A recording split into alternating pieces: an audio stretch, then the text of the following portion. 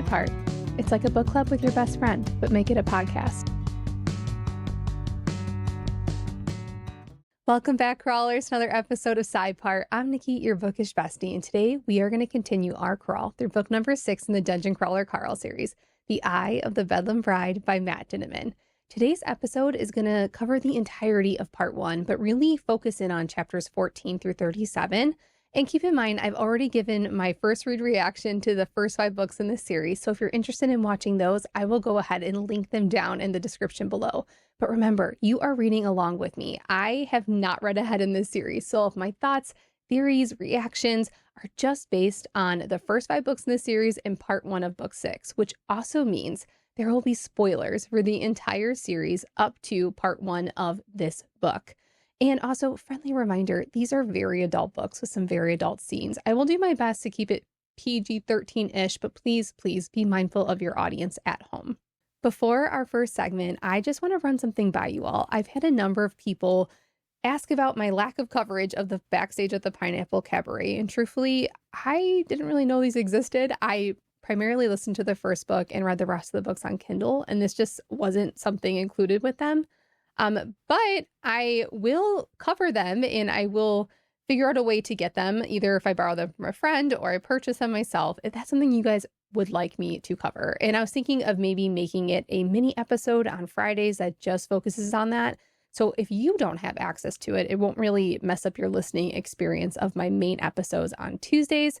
I don't know. What do you think? Do you want me to cover this? Is this something that'd be worth my time? Let me know down in the comments below what you're thinking. And if I can figure out how to add a poll to YouTube, I will do that as well. So without further ado, it is time for the Guild Report. This is a segment where I revisit your comments from the previous week. So whether that is answering a question I had, you highlighting a fun theory, or correcting something maybe I got wrong, this is where your comments get to be part of the show. And after all, this is not just me experiencing these books, it's all of us experiencing them together.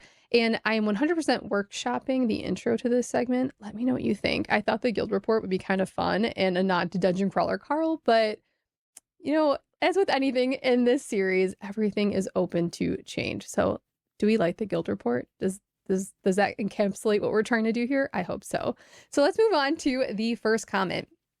Someone said the card game is supposed to sound like TCG, abbreviation of trading card game.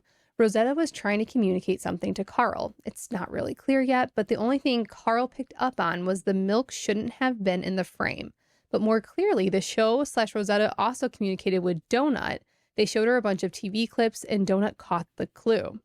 Can you figure out what the TV clips have in common? I know, for example, the clips were from the show Dexter, Miami Vice, and Golden Girls, etc. And I'm like, well, considering Donut chose Miami to go to at the end of part 1, I'm starting to think this wasn't random at all. But no, I did not pick up what Rosetta was putting down at all. It's now very obvious that she was trying to hand Donut something in code.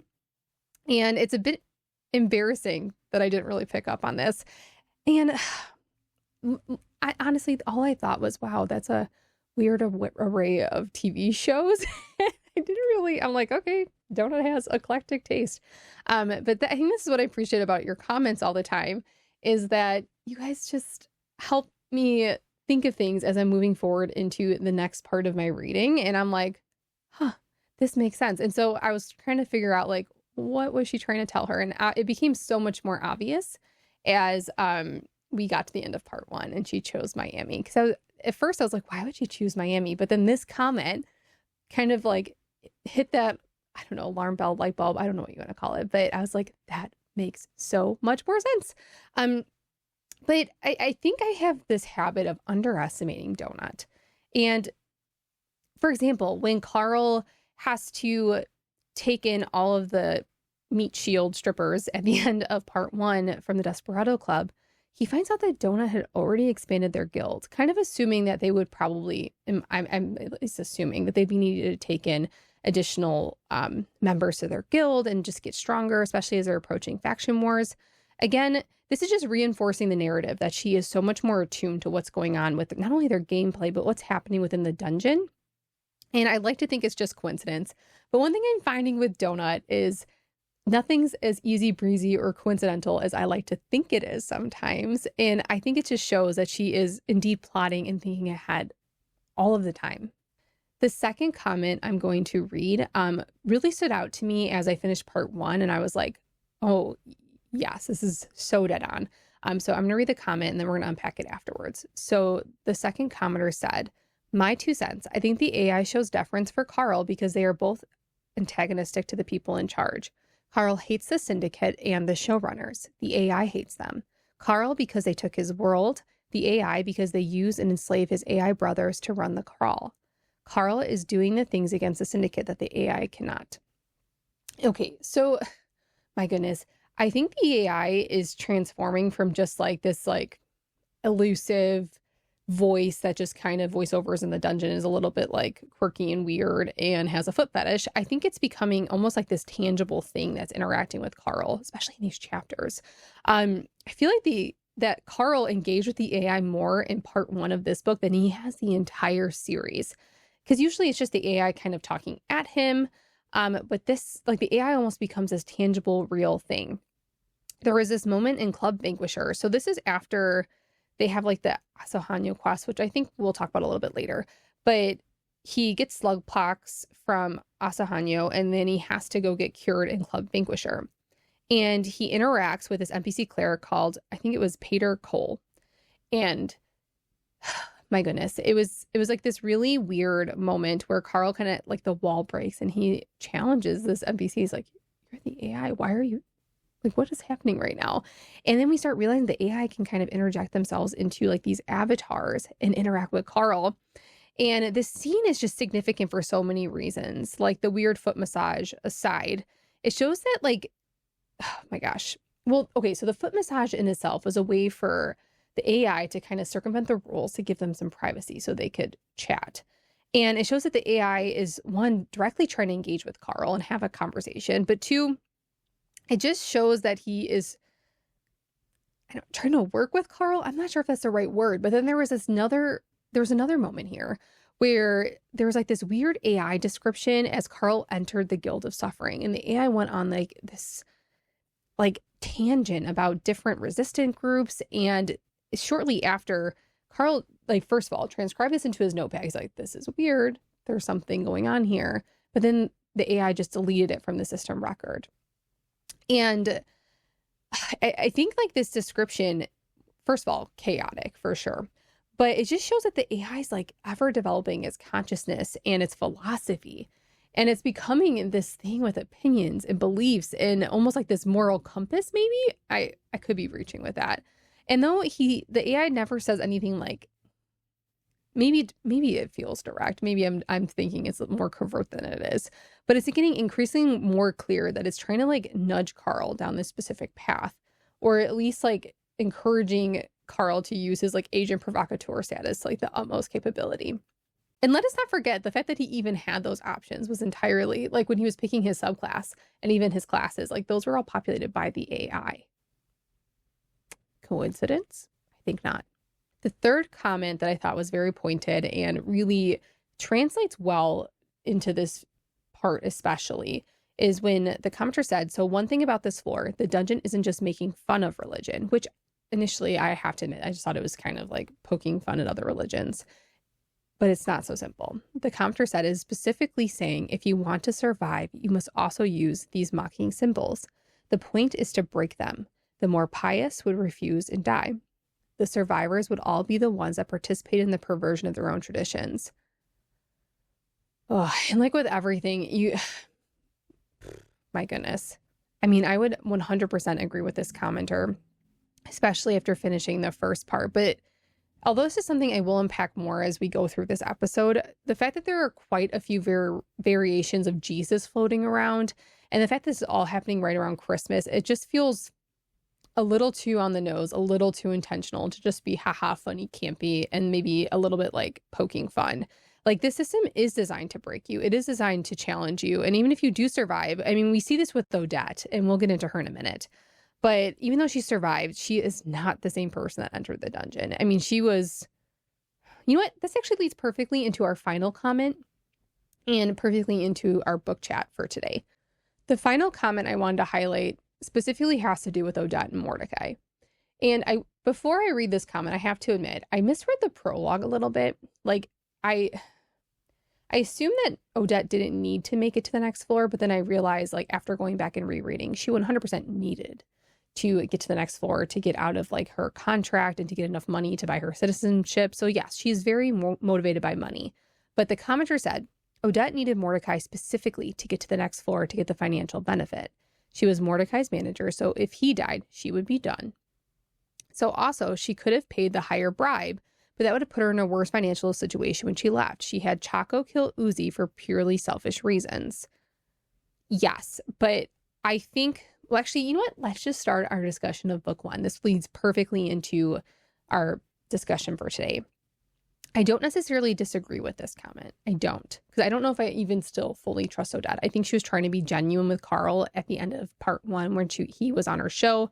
And then they had that brief moment where she was seemingly genuine, where Donut was kind of whisked off to phase 2 and had to fight someone on her own. And Odette arranged something to happen. So Harbinger was kind of tasked away and Zev was taken away. And even though I misread the prologue, I think Odette's major motivation at this point, maybe not in the game. I think like Odette in Mordecai's dungeon is not the same Odette that we're seeing today. I think the Odette that we're seeing today is one that is riddled with guilt. The fact that she never repaired her legs, I think, is very indicative that she feels like she has to pay a penance. And even the fact that she's so hyper fixated on Mordecai and the fact that she broke him and that he has like these issues with alcohol and he just feels like this deeply broken soul. And she talks about the choice she had to make between her friend and her family, and that even still, like, she had to betray her friend in order to get Mordecai to move on. And then there was a cost with that because shortly after her friend was taken out of the dungeon, and she wants us to believe that she wants Carl to believe that she deeply cares about Mordecai. But I can't help but think, is this like a way for her to rope Carl into helping her kind of exact vengeance on Joaquin? I want to think that's not the case, but it's clear she has like a long-standing grudge.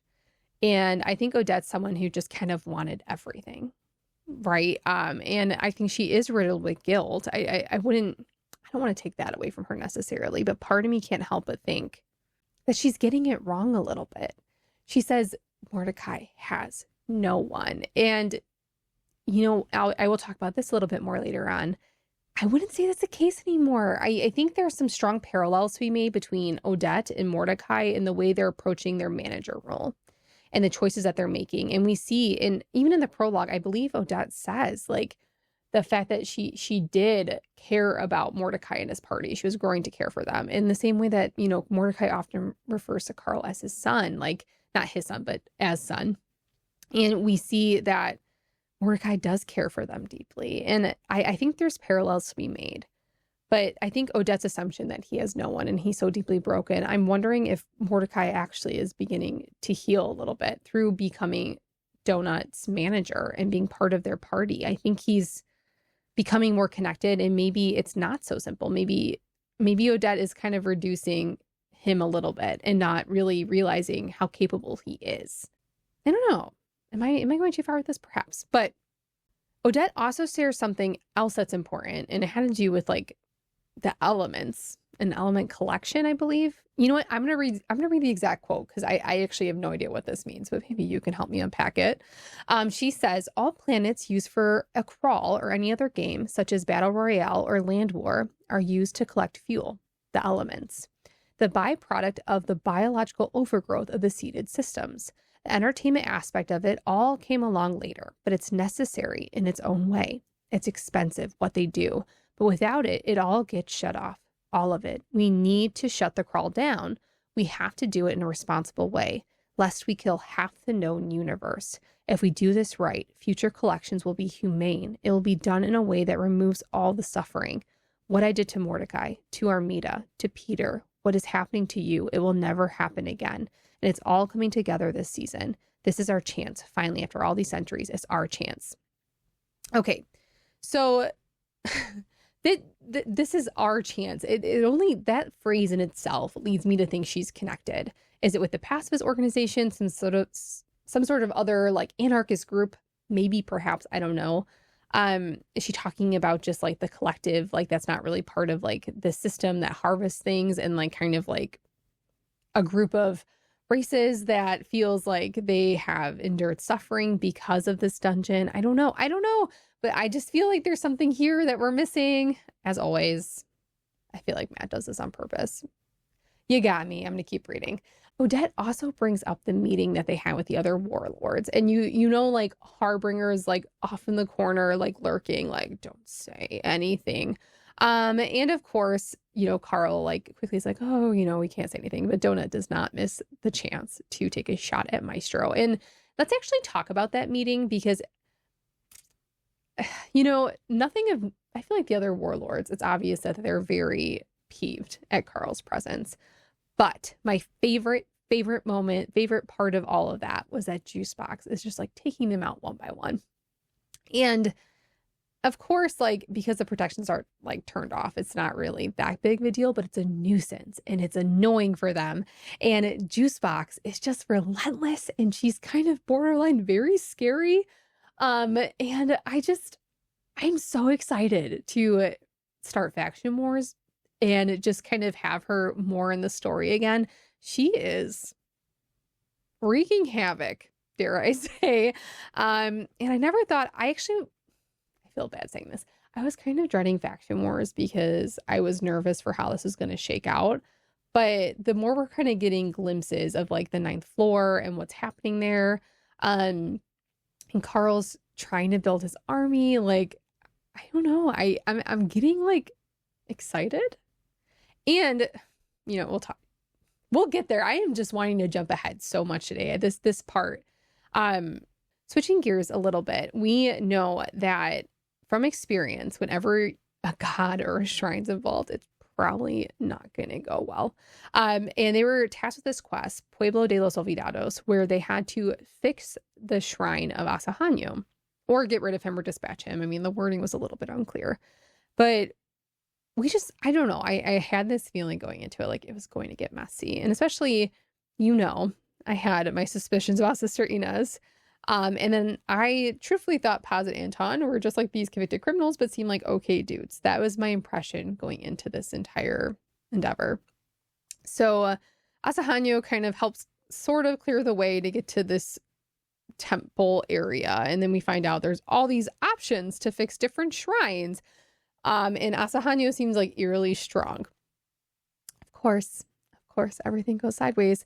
Katya, the 11th hour, chats Carl, and you know, we couldn't have this conversation ahead of time. It had to be right now, but she chats him and goes, hey, I have the crown of the sepsis whore, and I found a way to fix it though, and you have to fix a different shrine, the shrine of Yamaya. And of course, I'm like, that's not going to be the same shrine that Sister Inez, Paz, and Anton also have to fix. They have to fix Ogon's.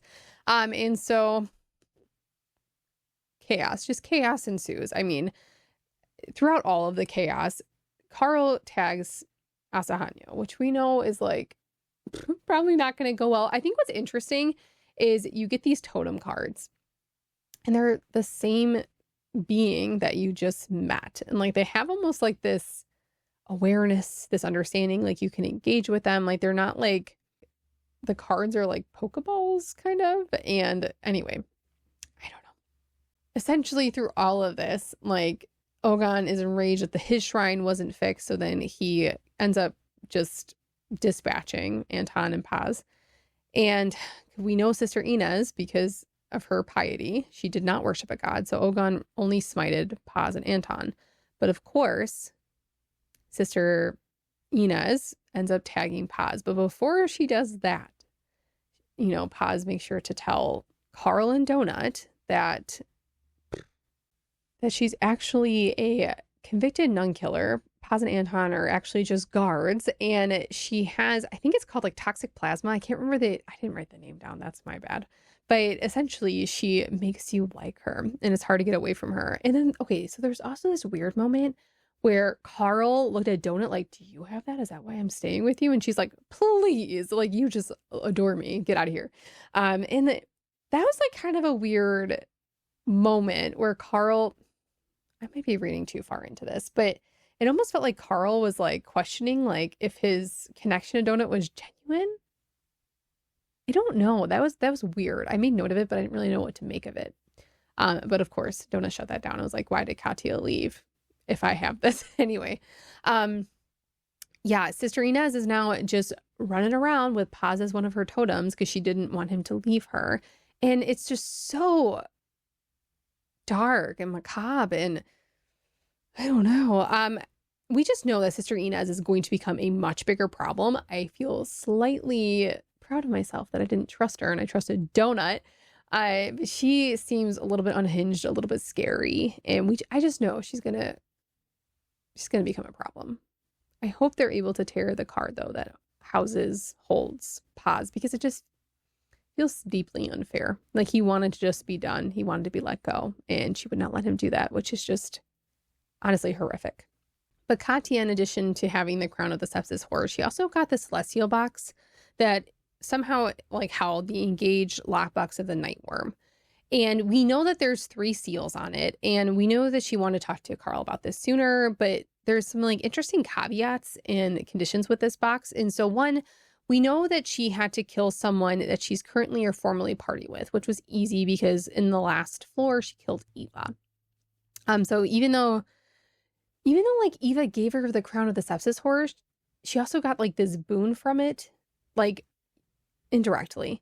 That might help her kind of either get to the 12th, I think it's the 12th floor as a celestial attendant, or potentially become pregnant, and get to leave the dungeon altogether. So this curse could potentially turn out to be a gift. I don't know. Only time will tell. I'm gonna guess not. I feel like nothing ever turns out well. This is a horror book. I keep reminding myself this is indeed a horror book. It's not a happily ever after. I don't think we're going to get one. She also needed to kill a country or a level boss, and we know that in the last level they killed Imogen. So great. We knew that 2 of these seals were indeed broken, which is good. But we know this 3rd seal, which I think Katya can only ask like one other guild member. She chose Carl to talk about it with. But there was this task to find the Guild of Suffering and to complete an assassination task. And we know that this was when they were tasked to kill Astrid, the assistant manager of the Desperado Club. I believe she's the assistant manager. But then who is the main manager? Have we met the main manager? Whatever. Her title is not that important, I suppose, but she's like in charge of the Desperado Club. And gosh, that last seal quest was just so loaded. I did not expect to like Astrid at all. Truthfully, every interaction we've had with her, she's kind of honestly just scary. Gosh, there's so much that happened with Astrid. I don't even know how do I begin to unpack this. I mean, we know her entire family was indentured to the dungeon, and they have this awareness of how the dungeon functions, how it works. Like Astrid hired her 2 sons, Damascus and Anaconda, to work in the strip club within the Desperado Club to kind of like save them. And they're really meat shields, but they kind of had like the meat shield area operating covertly in this strip club so people wouldn't be able to access it. And she kind of keep them safe till she got done with her last crawl. And then Carl's like, oh, so you guys were fellow crawlers and you took a deal? And he's like, no. And then so that opens up so many possibilities. And the most corrupt part, I think, was the fact that Hamed, like the Nightworm, her husband, was the one who issued the assassination request. And now I have a question about this. Was this something kind of like, was this in place by someone higher up and his hand was forced to do this? Was Hamed just truly trying to, I don't know, just take all the money for himself? Is he just that insidious? I don't know. And I feel like Matt's really good at kind of planting these seeds and then they grow to something unexpected. So it becomes clear that they didn't just kill an NPC. They rather just like completely destroyed a family. And then to make matters worse though, like Damascus doesn't even get mad at Carl. And he's just like, you just get this sense that they've been through it. They know how the dungeon functions. Like this is just like, you just keep moving. You keep moving forward. And instead he's just like, you owe me.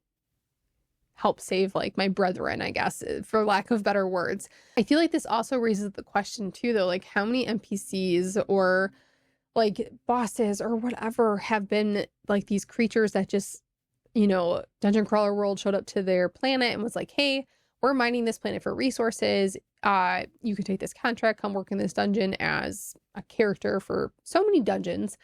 And then you're free and you get some money, go to live your life. And it's presented in this way. And then it's actually, the risks aren't properly outlined. And then they're in this like horrible position, as we see with like Damascus Anaconda and with Astrid.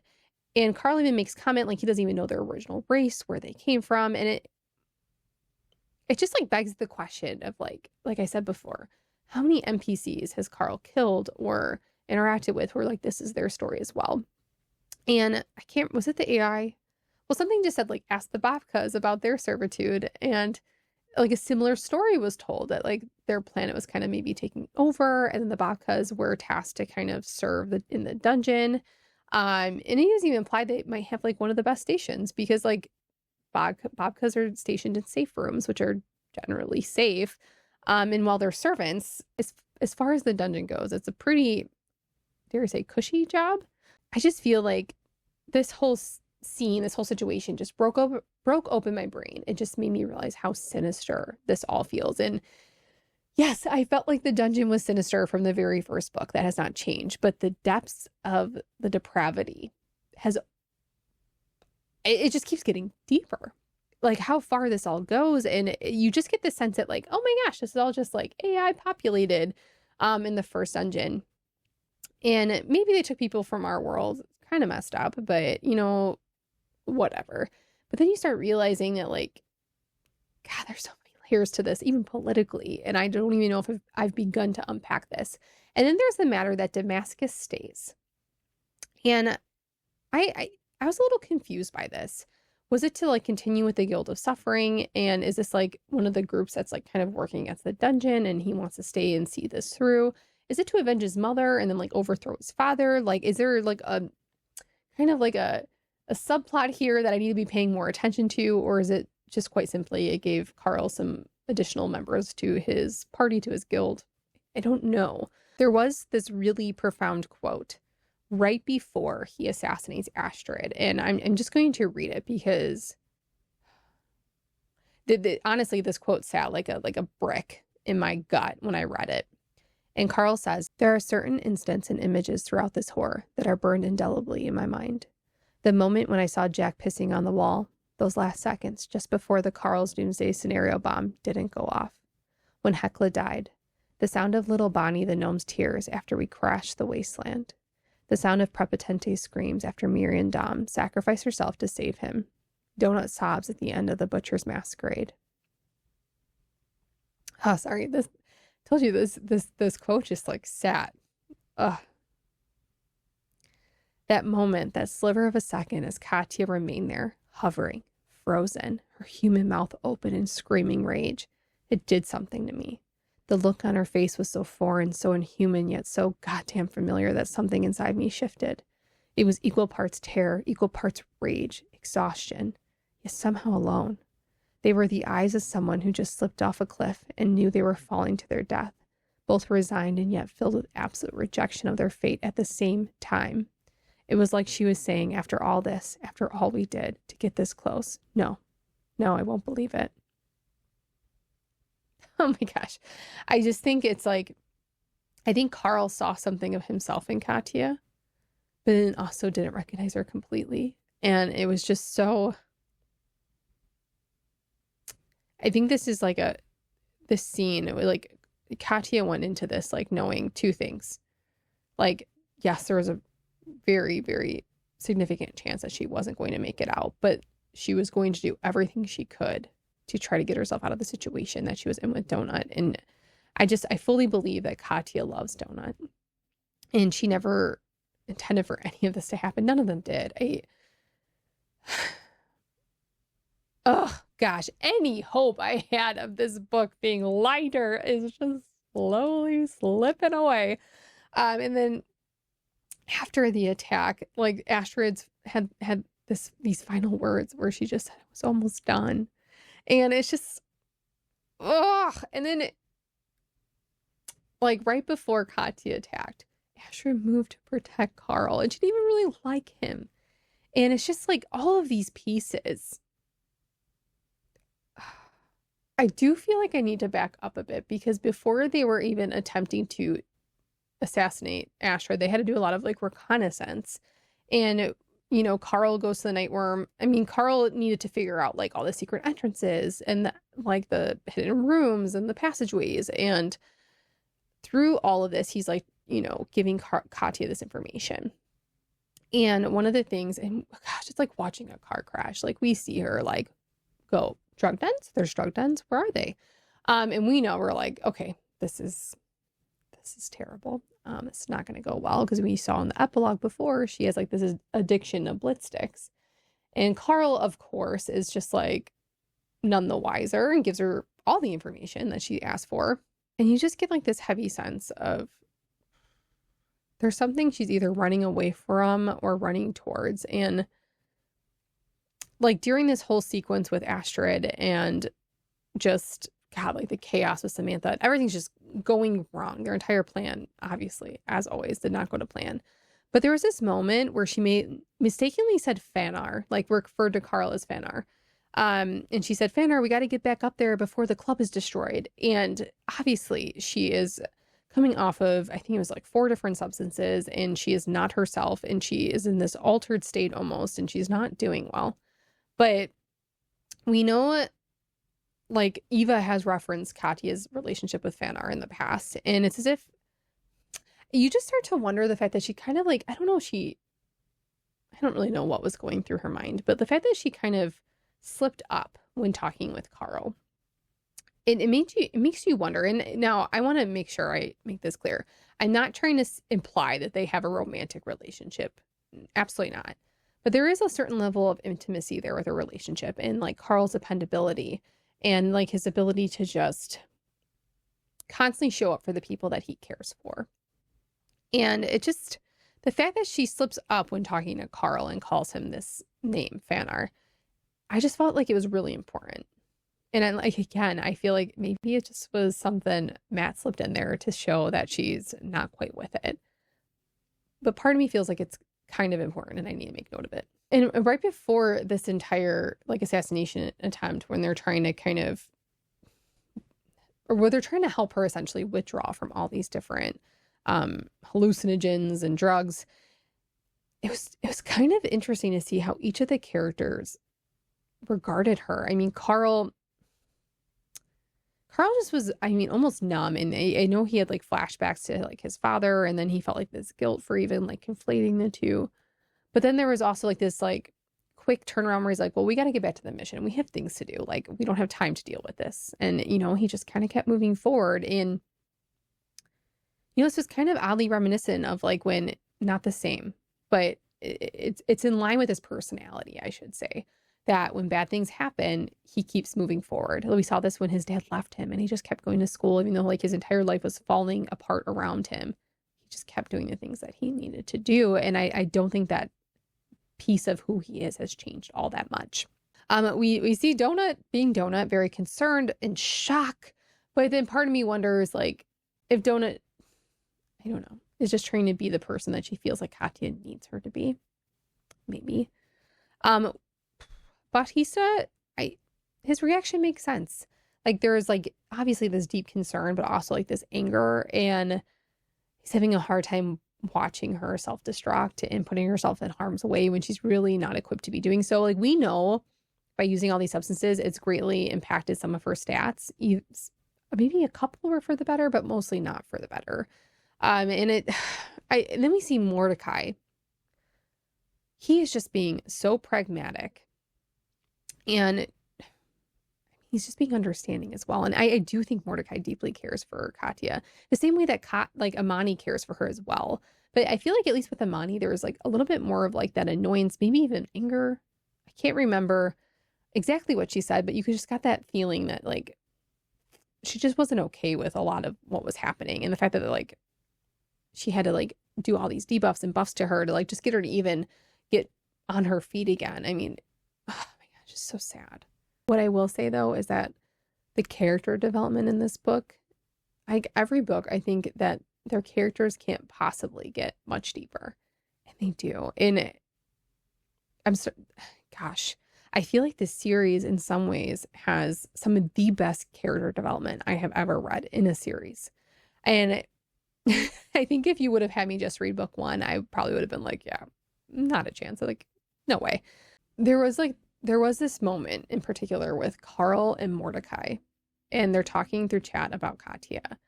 And Mordecai says son. And notice how he refers to him continually as son and not just like Carl or Crawler, but like he's like, son, like, listen to me.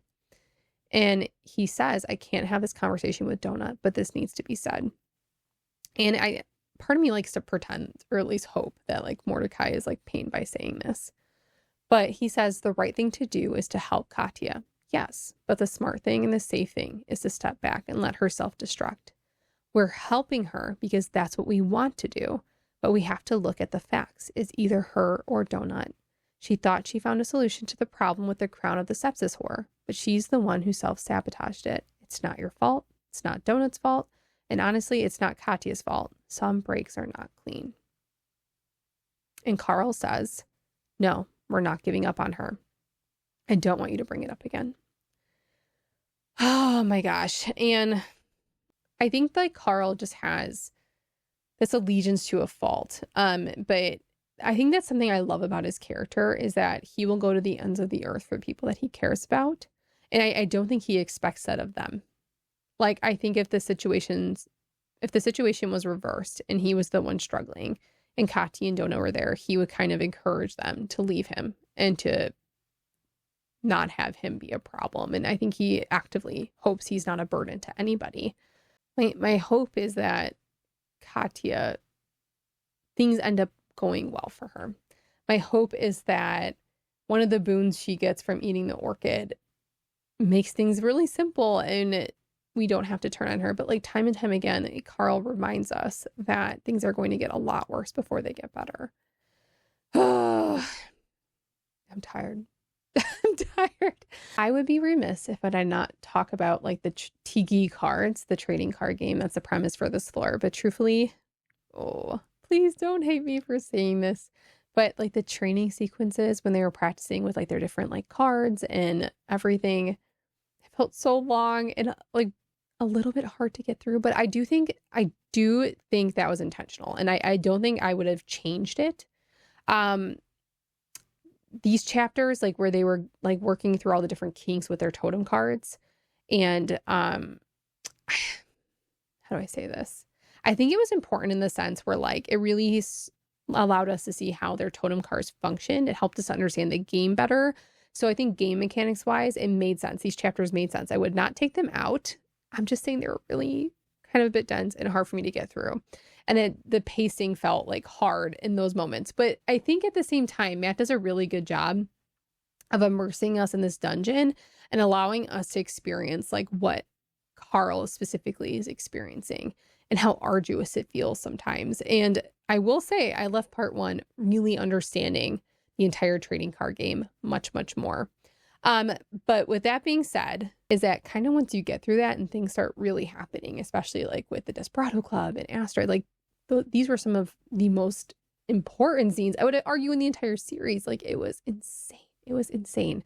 I mean, without these set of chapters, I don't think we would have gotten one of my favorite quotes from Donut is when she yells at Uzi Jesus and she says, "Don't gaslight me, Jesus."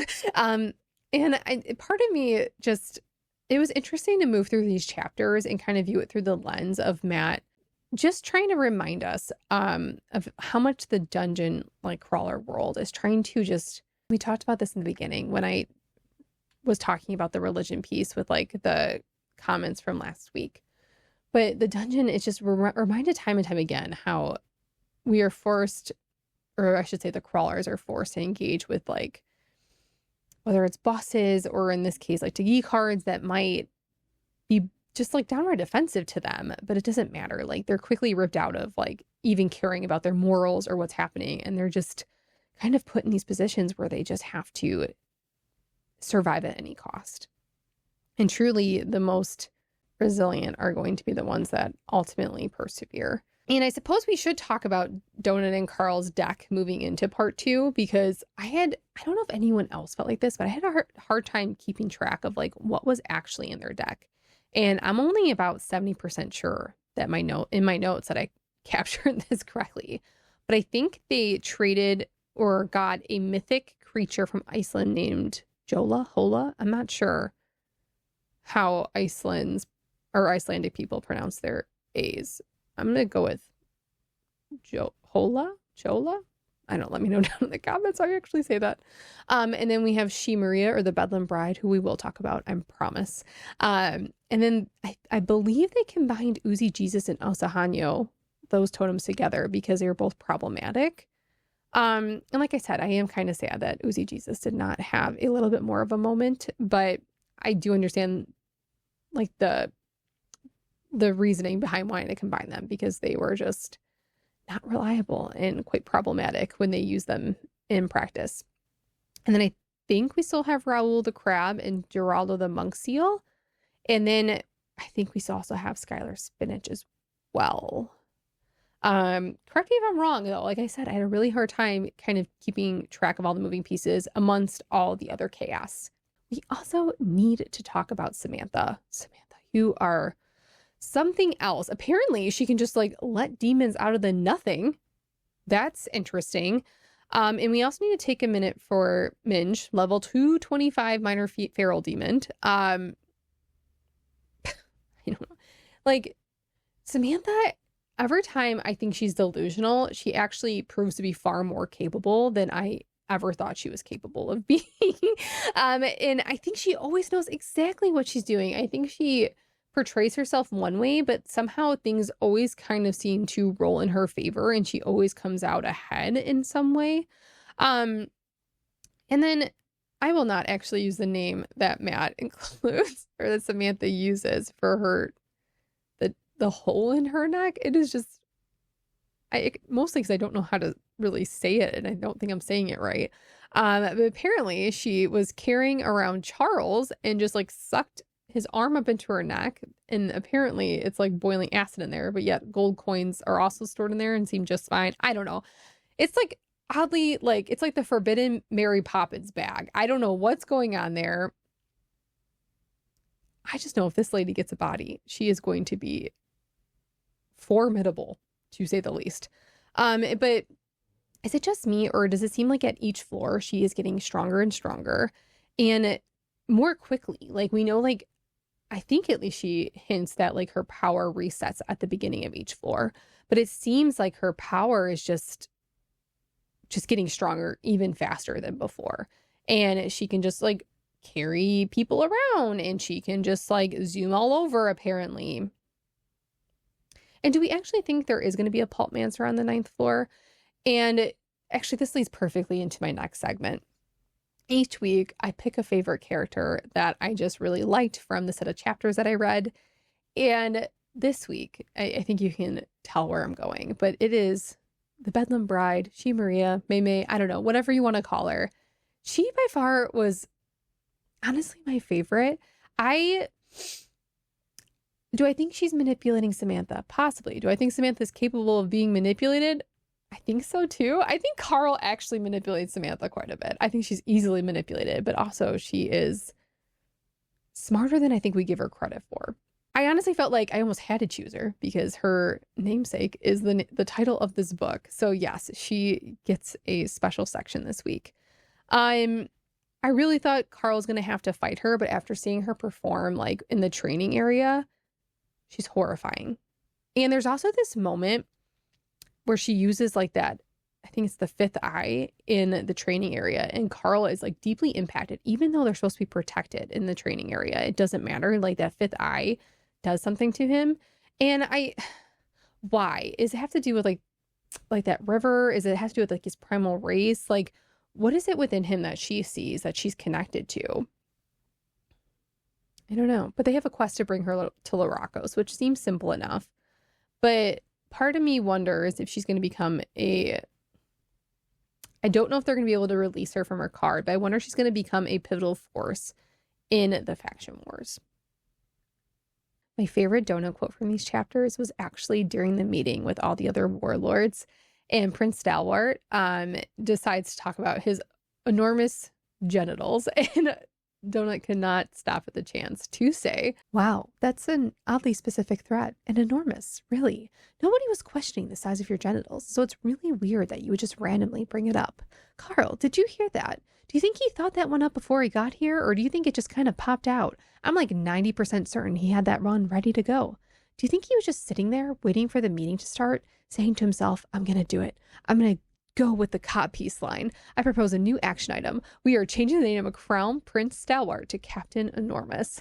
And of course, that was the line that I mentioned earlier that Odette referred to, because they're able to see the public as canceled action items. And that was one of them, changing Prince Stalwart's name to Captain Enormous. Oh my gosh. I love Donut. Donut, you know, even though she's become so much more mature, her humor has not completely gone away. I will say that. Maturity does not equate losing your humor or your wit. Now we are going to move forward to my favorite segment, which is honorable mentions. And this is my favorite segment because I just get to kind of brain dump everything I thought was important that didn't neatly fit anywhere else into this episode. And the first thing that I had to talk about was that Mordecai's room attendants were actually the changeling kids from Humptown that had the compression sickness that he couldn't just bear to leave there. And this is heartbreaking. And I think Mordecai is aware that it is kind of futile, but he just couldn't bear to leave them there. And, you know, Carl even says, like, I would have just said yes, but Mordecai's character development in this story, like, I've always liked Mordecai, but he's quickly becoming like top tier, like one of my favorite characters, and this grounding force for the party and the way he cares. And I mentioned before in this episode that I think he's a strong parallel for Odette, but there's so many things that he does that just show how you can use your position in the dungeon differently, and how you can continue to be selfless while still trying to act within the best interest of your party. As Mordecai continues to heal, I think by being in Donut and Carl's party, I think the more we see him continue to do like caring things like this. And I feel like him doing this is a sign of him healing. Another honorable mention is that Al mentions this. He has never attended like the family morning breakfast with the other members, like in the guild, which they invited him to. And of course he, you know, dismisses it quickly and says like, it's just been so busy. But like I said, I mean, Carl is someone who's so entirely mission focused, and yes, he's been busy, but you know, I felt like this was important and needed to be mentioned. Donut has a new sponsor, and it is Long Haul Biological Waste Management Solutions. There's 100% more to this, and it's giving the same vibes as when Carl had the Open Pacifist Network, and I'm wondering if this is just yet another front for another kind of anarchist organization. Only time will tell. And I feel like there's more to this, and it was definitely worth mentioning, but I have nothing more to say about it if I'm being completely transparent. The Bobka's getting meaner and meaner with each floor and being more resistant to Donut's charisma. I just think that's really funny. And I know there's not much more to that as well, but it's just a really funny plot point that I feel like need to be thrown in there. So we did learn a little bit more about the daughter's kiss, and that if you kill the same species, it increases the power of the attack. I feel like that's going to become important as we move forward. Donut, with the enchanted tiara of the inebriated dragonfly, was granted a level 10 hover skill. And I just think flying Donut is just worth mentioning.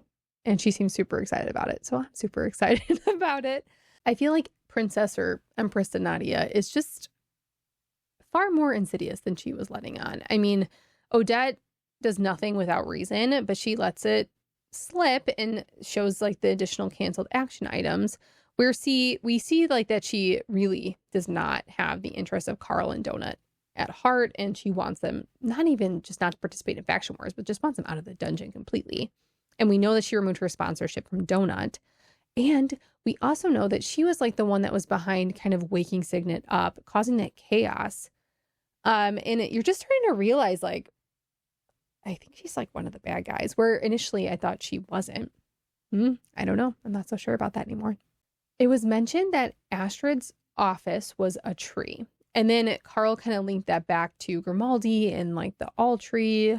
And I feel like this is important and going to come into play somehow, like this idea of like this like avatar like connected tree situation. And so I'm putting it here because I think it's important. I think we also need to take a moment to appreciate the Vorpals kind of wiping out the entirety of the Desperado Club, including the people hiding in the lower level who are trapped from Lorakos. Unintended, but very rewarding, and Carl seemed pretty happy about that. So, of course, worth mentioning. The last thing I wanted to mention was that Baroness Victory, Esquire, formerly of the Skull Empire, half-sister to the late Queen Consort Uglu, is Carl and Donut's adjutant. And I actually feel like this is going to be good. It's going to be good. I think Quasar is also a very helpful guy. And even though I feel like he's like low key, I've equated Quasar to Better Call Saul before, but I think he's smarter than Saul Goodman. I think he is scrappy though as well. And he has yet to lead Carl and Donut astray. And Odette seems to agree with this choice. So I'm hopeful. I'm actually happy that Odette is not their adjutant, because as much as like I care about Zev's opinion to a point, but I cared more about the impact on Mordecai. So I am happy that Odette is not going to be as involved with their party moving forward to faction wars. And finally, moving forward, the looming questions I have moving into part 2. 1, when will Katya actually eat this orchid? I feel like she's not actually going to become a celestial intendant. I feel like this business with Huaxin is going to get far more complicated than I think we're ready for. So what boon is she going to actually end up with? I'm not so sure. Probably one that's going to make things very complicated for everybody. We know that Odette is going to be attempting her hand at the celestial ascendancy with Nekavit. Now, how will she use this to remove Huaxin and exact her revenge? Is that even actually her intent? What's the plan, and how is she going to end up roping Carl and Donut into this? I don't know. I have questions. I also have a theory that Odette is actually connected with the pacifist organization. I could be wrong, but if she's not connected with them, is she connected with some sort of other anarchist group? I don't know. I feel like she is, though. And lastly, will Donut and Carl get their key in phase 2? I don't know. You're going to have to come back next week and join me as we continue our crawl through The Eye of the Bedlam Bride by Matt Dinniman. What did I miss that you want me to chat a little bit more about? Let me know down in the comments below. Also, don't forget to like, subscribe, and hit that bell to get alerted when there's new episodes. Thank you so much for crawling with me today. Have a great week. Bye.